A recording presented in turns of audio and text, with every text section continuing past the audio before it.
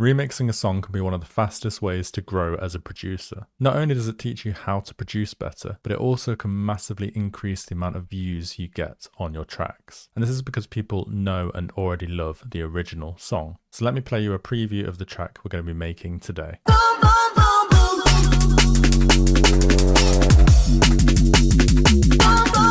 So the first thing we need to do is pick a song. So we need to pick an absolute classic track. Ask your friends, ask your parents, think what kind of tracks are played at a wedding where everybody sings along, something like that. And then once you've figured that out, you need to buy it. So you can buy it from sites online, for example, Beatport, Juno, places like that. And then you need to download it.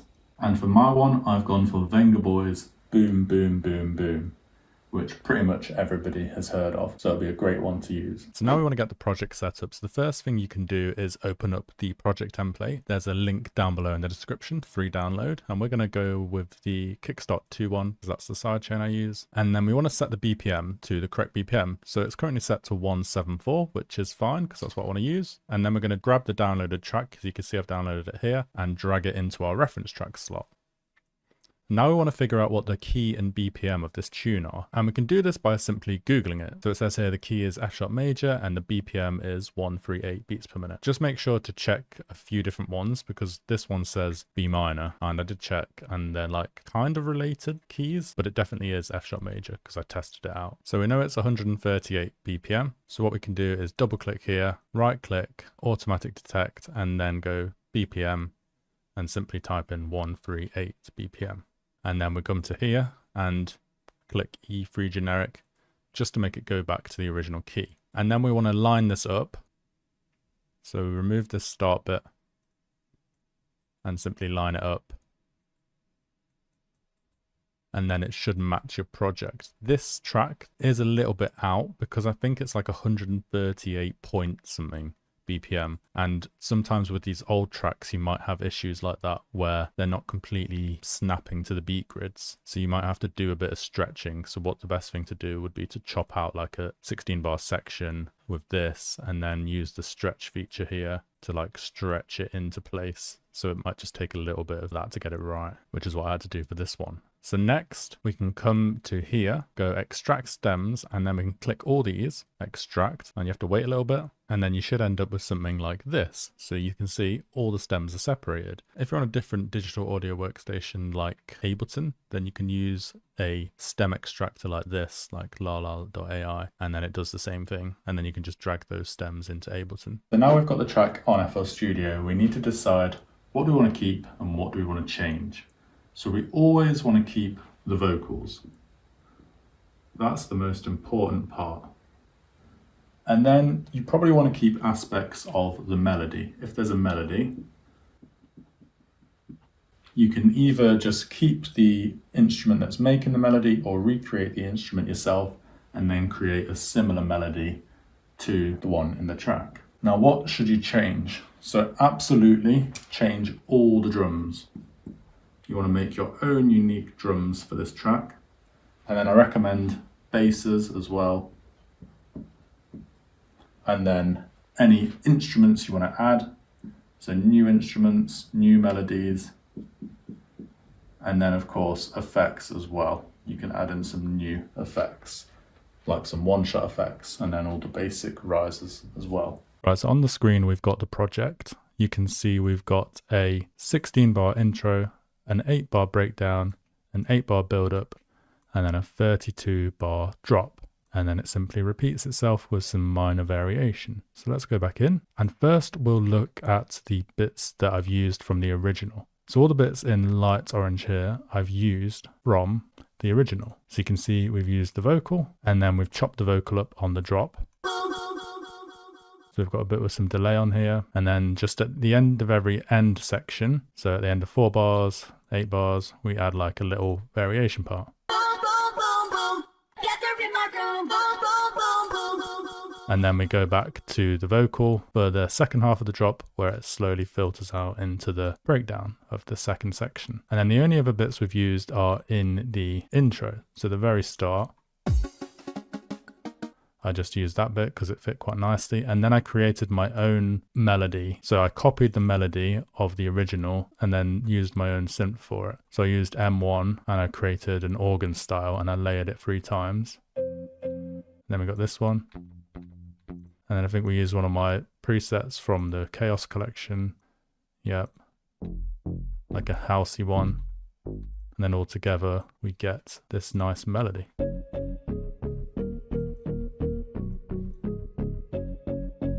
And then that basically just repeats the whole section. So we've used elements of the vocals and elements of some of the instruments just to fit the intro together nicely, and then created our own little pluck, bass pluck on top, and we get a nice intro. And then the only other thing we've added in for the intro is like basic effects. So like risers and down filters. So if we just mute this, you can hear it. So like some rain noises, some risers, some down filters, every like 8 bars, more here, and then like a riser before the drop. And then we've just added like these little siren sounds that sound really cool in jungle. So listen here, just throughout the drop to add a bit of noise and energy to the drop.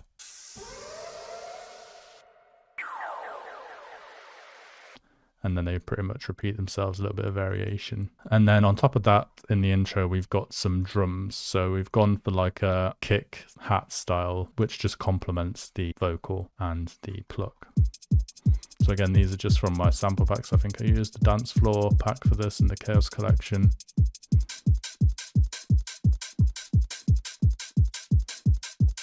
And then it goes into a build up. Very simple. Put it on step mode for you so you can see.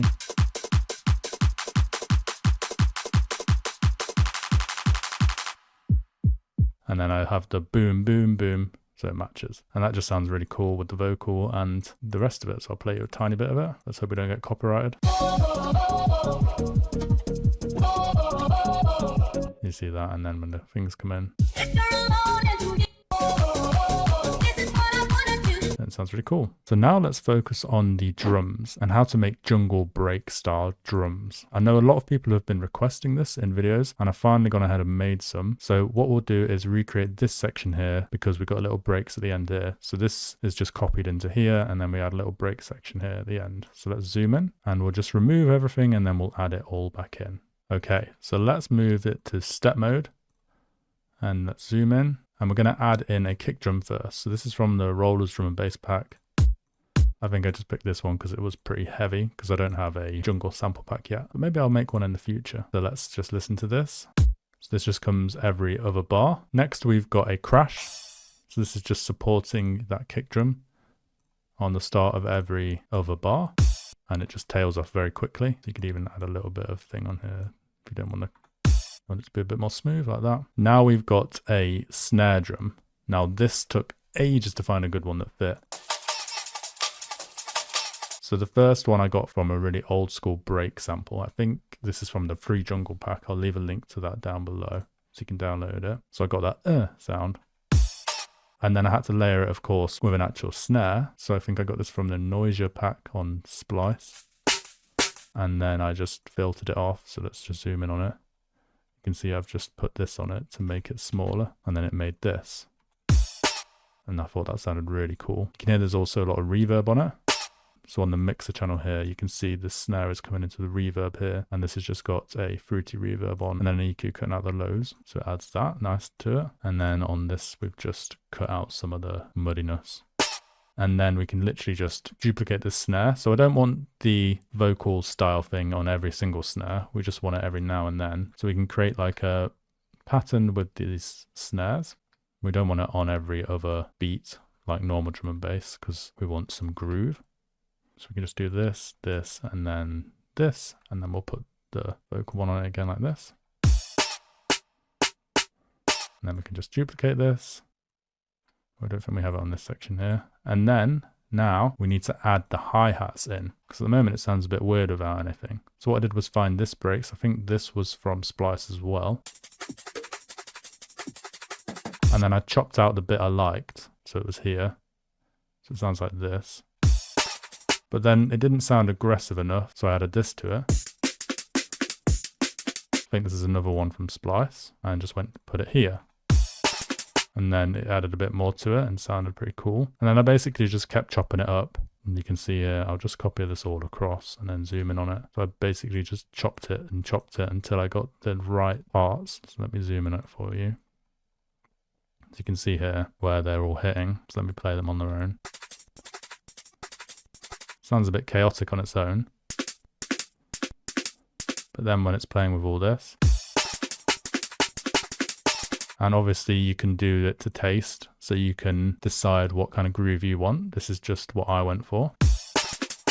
But I thought that sounded really cool, especially with the basses, which I'm going to show you next. But then I wanted a little bit more groove, so I found this sample. I think this is from Splice as well, which is like some really old school style rides playing pretty fast. And then once I added this underneath, I thought it sounded really cool.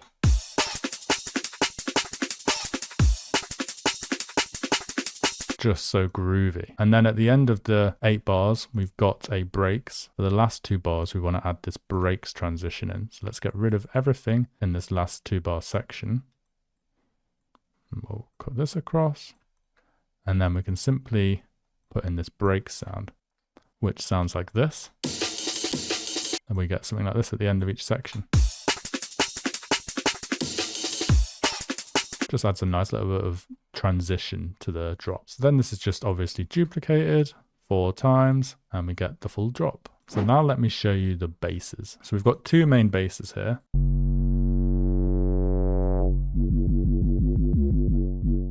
So these are proper like old school warpy style basses. So let me show you how to make each one. So let's open Serum. So for these kind of basses, you're pretty much always going to use a square wave, and we can put this on -2. And then the main idea is we turn this filter on and then we can literally just automate this. And you've pretty much got the sound there. So let's automate it. Let's turn the curve a little bit more. So we can literally put an LFO on it, put this on like envelope 2 bar, and we've pretty much already got the sound there. We can add some distortion.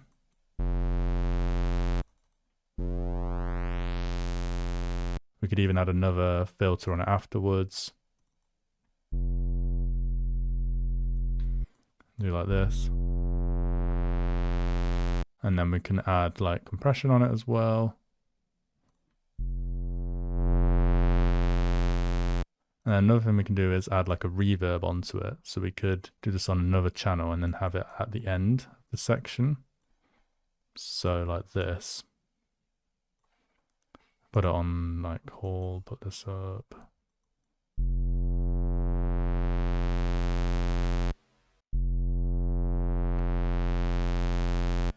Something like that, it's up to you. Or you can automate it outside of Serum, which is what I normally do with Valhalla Room. And then if we want to get it sounding even juicier, we can like do this res thing here. Turn this drive up. So we can automate this res and give it some interesting tones. And we can turn this round off. And then we pretty much have the sound. It's up to you to adjust it to taste, decide what distortion you want on it, how much to open the cutoff, and how much to apply reverb and things like that to it. So again, with the stab bass style, it's going to be very simple as well. We can make it -2, turn it to a square again. Let's listen. Turn the round off. So we need to turn this stab into a shape. So we can do this by turning a release up on here as well. But we don't want it to clash. And then we can simply turn on the distortion, go for the most aggressive one, diode 2, and then put this filter on it again, go for a nice steep one. I'm going to use the LFO.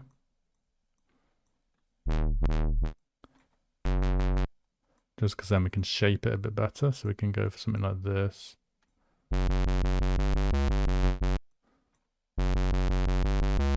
And then we can change the amount.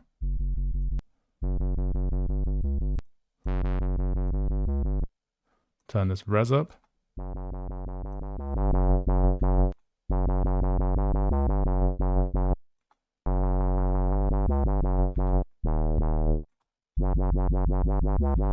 And then you see the more we change the curve, the more like warpy it suddenly becomes.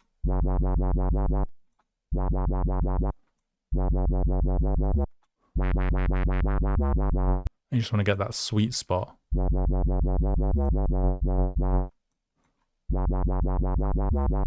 That sounds pretty cool. And you get the idea.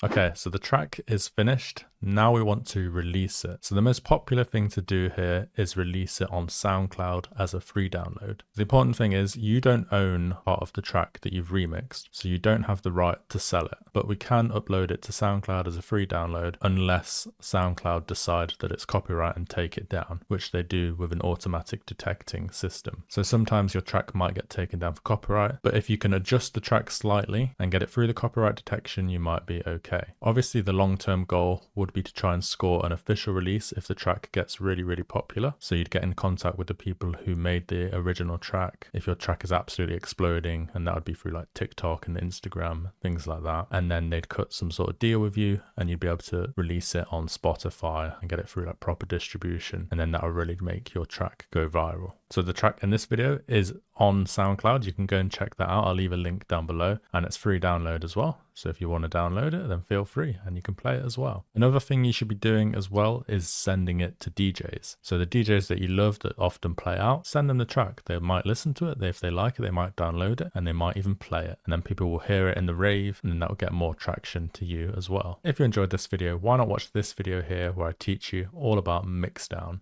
and get your tracks sounding nice and polished and mastered as well.